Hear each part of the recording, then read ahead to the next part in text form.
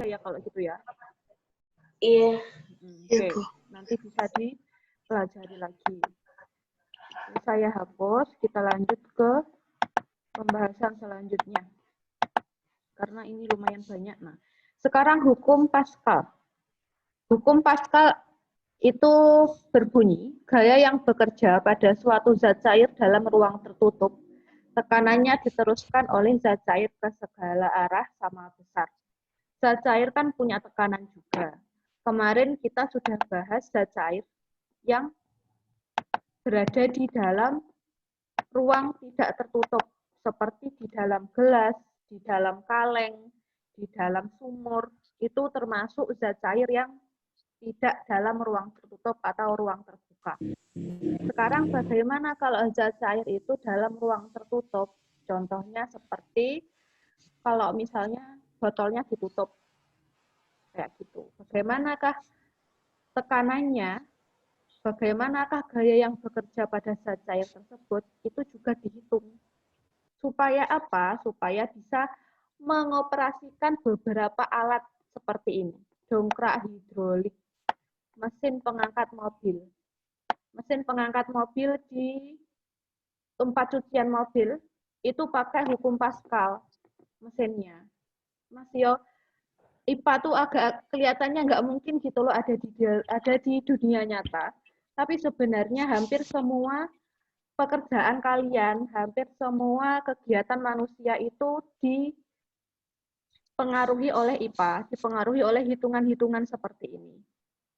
Contoh lagi, dongkrak hidrolik. Kalau misalnya kalian mau mengganti ban mobil sepeda, ban mobil, itu harus pakai dongkrak, karena kan nggak mungkin mengangkat mobil segitu beratnya, jadi harus pakai dongkrak supaya bisa mengangkat salah satu sisi mobil. Itu pakai rumus ini. Sekarang kita bahas rumusnya. Dalam hukum Pascal, itu ada yang namanya hidrolik seperti ini. Kita bayangkan kalau misalnya sedang mencuci mobil atau mengangkat mobil. Ada sisi yang kecil seperti ini dan ada sisi yang besar seperti ini. Di sini adalah ruang tertutup, isinya adalah cairan atau udara.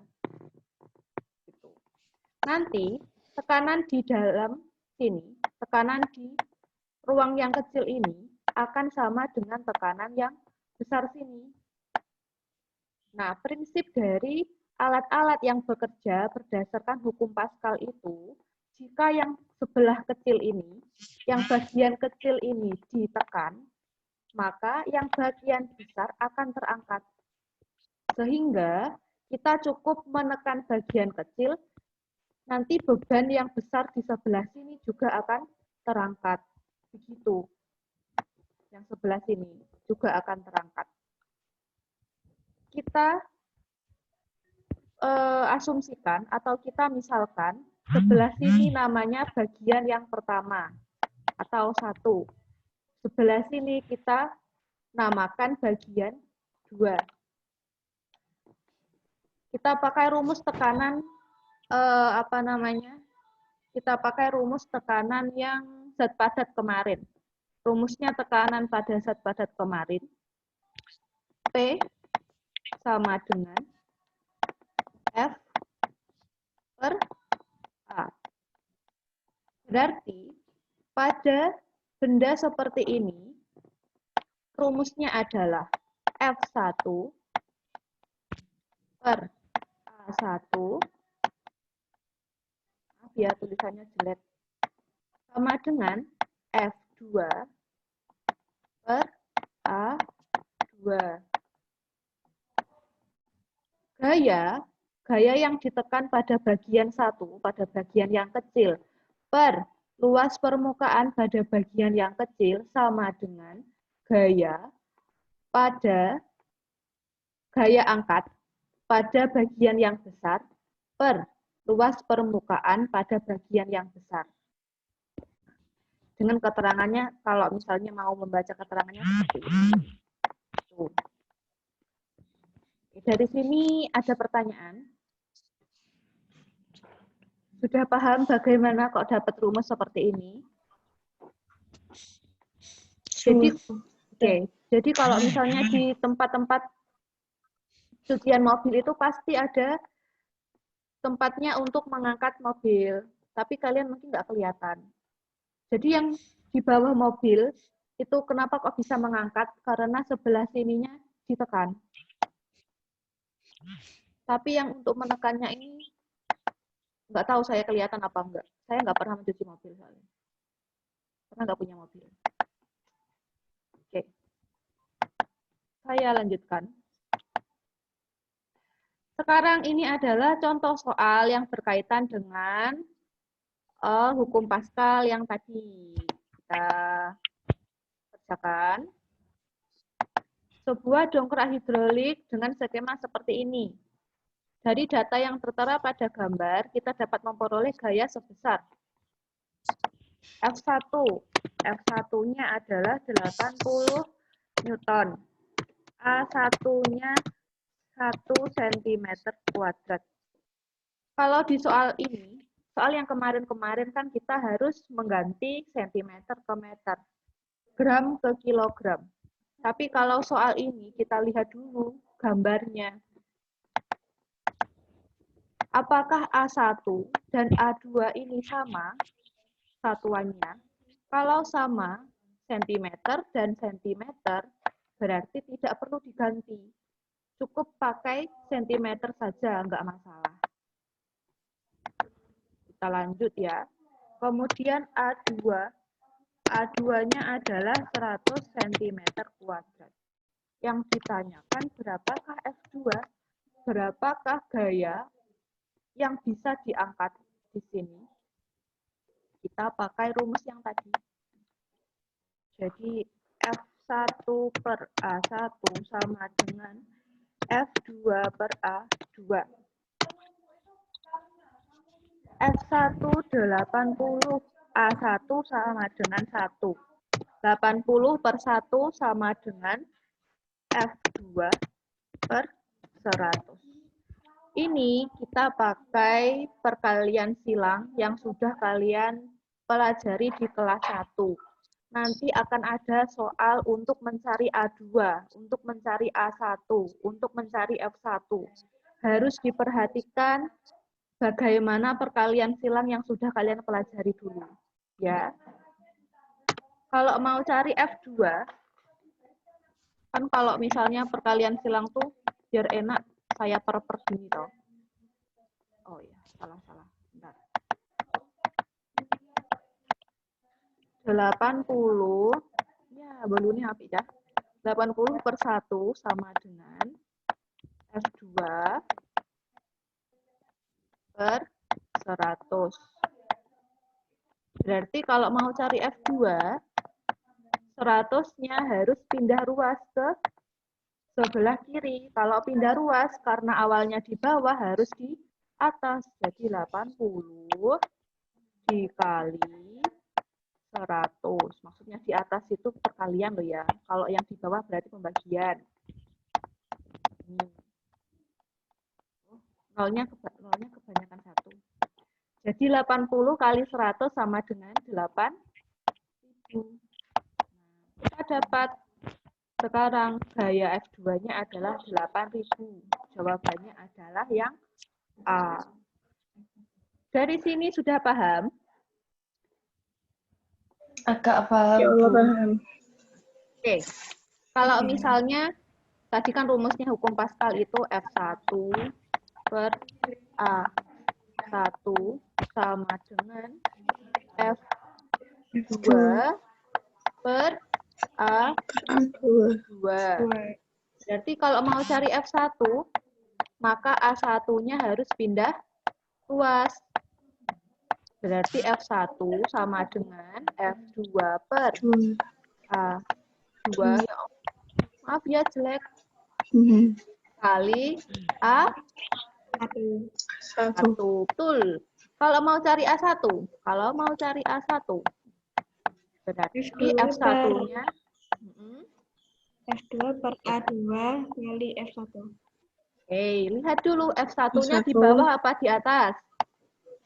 Di atas. Di atas. Berarti kalau pindah ruas Oh. harus di bawah. Berarti F2 per A2 kali F1 F2 F2. Gini loh. Oh, Gitu maksudnya. Jadi kalau mau cari ini berarti F1-nya pindah ke sini. Maka yang harus dikalikan itu yang bawah sini, A2 kali F1. Kalau mau cari A2 berarti F2 F1 F1 mau cari A2 sayang. Berarti F1 per A1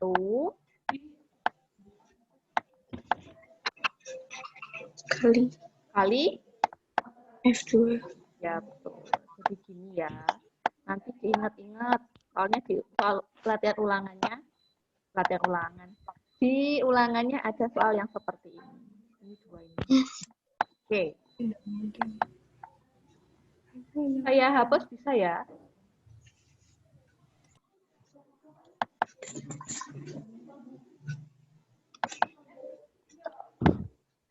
Bukunya pernah dibaca apa belum, guys, selama di rumah?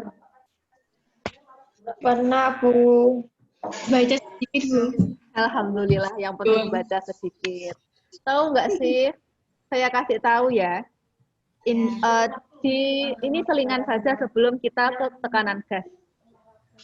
Di dunia itu ada yang namanya perankingan pinter-pinteran murid. Perankingan pinter-pinteran nalaran muridnya. Jadi anak-anak usia 10 sampai 15 tahun itu diukur seluruh dunia, itu diukur kemampuan bernalarnya dan kemampuan matematikanya. Tahu nggak Indonesia tuh ranking berapa? Indonesia itu ranking 3 terbawah. Indonesia itu ranking 3 terbawah, artinya anak-anak umur 10 sampai 15 tahun di Indonesia itu jarang buka buku, guys. Jarang membaca. Sehingga mengakibatkan kemampuan membaca mereka pada teks itu kurang. Gitu loh. Jadi, jangan sering-sering buka HP. Kalau misalnya buka HP itu ya sosmedan, terus yojo aja.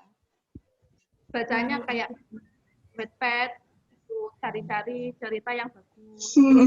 Dipahami nggak apa-apa. Kadang ngedrakor, Bu. Ngedrakor tapi pas ada opa-opa yang ganteng teriak. Tapi ceritanya kalian nggak mungkin. Yang taunya cuma ganteng sama cantik aja, Bu. Terus ceritanya gimana? Itu nggak apa-apa menonton seperti itu juga termasuk pelajaran. Tapi harus tahu ini poin yang disampaikan dramanya itu seperti apa sih. Tapi lebih bagus kalau kalian mulai rajin membaca. Biar ndak nomor 3 terbawah loh, ndak kasihan Indonesia tuh. Mengenaskan. Sudah. Ya, kita lanjut, oke? Sekarang ke tekanan gas. Tekanan gas terjadi ke segala arah. Contohnya adalah balon. Balon itu kalau misalnya disebul nggak ada yang namanya, aku tak minggir ke sebelah kanan, aku tak minggir ke sebelah kiri, nggak ada. Kalau balon disebul itu pasti udaranya ya wis roto di situ. Semakin besar balonnya berarti udaranya memenuhi tempat itu. Jadi ke segala arah sama besar. Alat yang digunakan untuk mengukur tekanan udara yaitu barometer dan manometer. Ini silakan dibaca sendiri. Perbedaannya apa barometer dan manometer. Tekanan udara di sekitar kita itu dihitung menggunakan satuan ATM atau 1 atmosfer atau 1 bar. Kependekan dari barometer. 1 bar. Tekanan 1 atm sama dengan 76 cm Hg. Tekanan udara dipengaruhi oleh ketinggian tempat. Maksudnya, semakin tinggi tempatnya, maka tekanan udaranya semakin sedikit. Tekanan udara berkurang 1 mm Hg. Dengan kata lain, setiap kenaikan 100 meter terjadi pengurangan tekanan sebesar 1 cm Hg.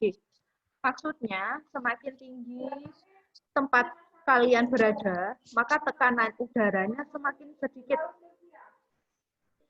Tekanan udara yang makanya semakin tinggi tempatnya itu kalian kesulitan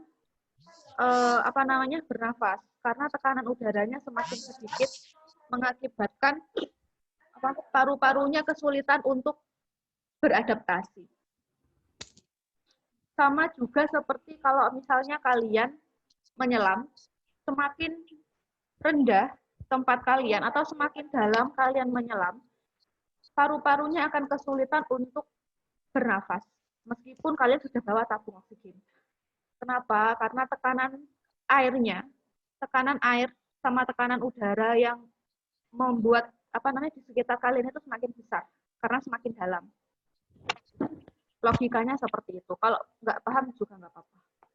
Kita lanjutkan.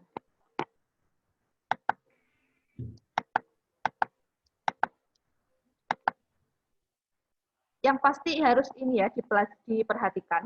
Setiap kenaikan 100 berarti berkurang tekanannya 1 cm Hg. Berarti tekanannya berkurang 1 atm. Gitu. Ketinggian tempat dan tekanan udara. Ini contoh rumusnya. Contoh soalnya. Kota Ambarawa berada pada ketinggian 500 meter. Berapa tekanan udara di kota tersebut?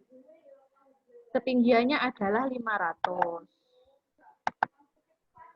Berapakah tekanan udaranya? Rumusnya, P adalah tekanan, sama dengan P0. P0 adalah tekanan pada 0 meter. Tekanan pada 0 meter berarti 76. Ingat-ingat, P0 76. Dikurangi H per 100 kali 1 cm Hg. H adalah ketinggian dari suatu tempat. 100, ini maksudnya ini sudah rumus aslinya begini. Kenapa 100? Karena 1 meter sama dengan 100 cm. Dikali 1. Sama dengan 76 dikurangi 5 dikali 1. 76 kurangi 5 sama dengan 71 cm Hg atau 71 atm. Berarti tekanan udara di kota Ambarawa adalah 71. Biar enak tuh langsung aja kalian kalau ada soal seperti ini. 76 kurangi 5. Karena ini 500. Jadi 500-nya bagi 100 dulu, baru 76 kurangi 5.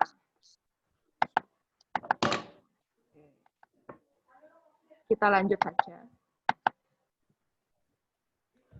Tadi rumusnya sama kayak yang tadi. Kita lanjut ke latihan soal ini. Pada ketinggian tempat yang sama, dasar barometer menunjukkan hasil pengukuran seperti pada gambar. Apa bedanya gambar ini? Gambar yang ini, yang saya tandai ini adalah gambar ketika barometer ada di ruang vakum. Maksudnya barometer ada di ketinggian 0 meter di atas permukaan laut. Ukurnya pas di pantai. Ini. Ketinggian dari isi dari barometer ini 76 cm. Apa toh isi barometer? Isi barometer itu air raksa. Jadi tingginya air raksa itu 76 cm. Ketika dipindahkan ke suatu tempat, ketinggiannya jadi 65 cm. Maka dari gambar ini, berapa besar tekanan uap air pada barometer B? yang disuruh nyari adalah tekanan yang sebelah sini itu berapa P-nya. Kita pakai rumus. P sama dengan P0 dikurangi Seki berarti. P atau PA, kita pakai PA aja deh. PA dikurangi PB. 76 dikurangi 65. Kenapa Bu kok nggak pakai 100? Karena ini bukan ketinggian suatu tempat, ini adalah ketinggian dari barometernya. Jadi langsung saja dikurangi. 76 kurangi 65 adalah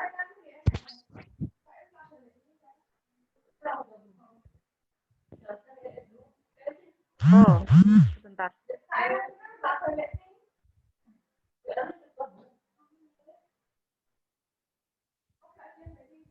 Paham. Begini maksudnya soal ini.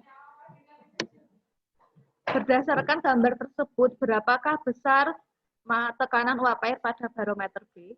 Tekanan uap air pada barometer B itu setara dengan tinggi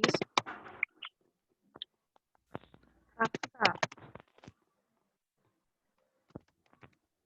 di B. Jadi, pada soal seperti ini, langsung saja ditulis 65 atm. Jadi itu jawabannya. Jadi tekanan uap air pada barometer B adalah 65 atm. Tidak perlu harus dikurangi dan tidak perlu harus ditambah atau dibagi dengan 100.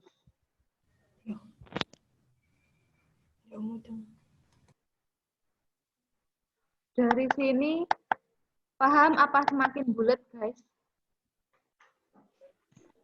Enggak paham, Bu. Enggak paham? Enggak. Oke.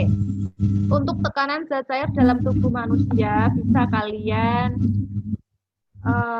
baca sendiri di rumah, ada di buku ini. Kenapa kok darah itu bisa berjalan di dalam tubuh? Itu harus pakai tekanan zat cair. Jadi rumusnya atau teorinya. Saya ulangi lagi untuk soal seperti ini. Yang ini adalah barometer. Di dalam barometer itu ada yang namanya air raksa. Ketinggian air raksa di dalam barometer berarti menunjukkan tekanan di dalam atau tekanan di sekitar tempat itu. Jadi kalau tingginya 76, maka tekanannya 76 juga. Berarti kalau di sini tingginya 65, maka tekanannya adalah 60